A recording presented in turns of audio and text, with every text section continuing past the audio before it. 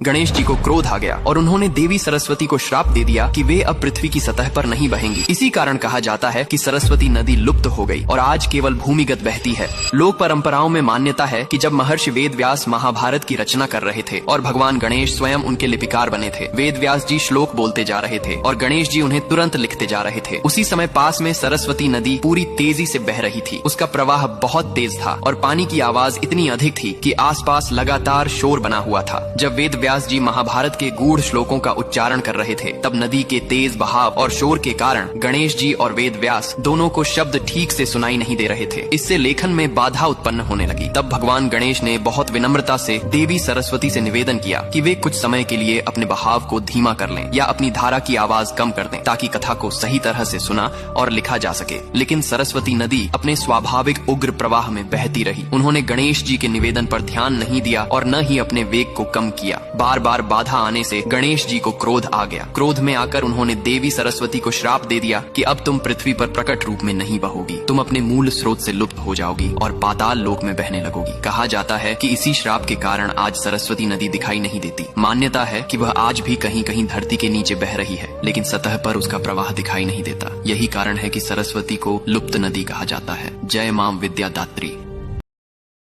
Download ShareChat.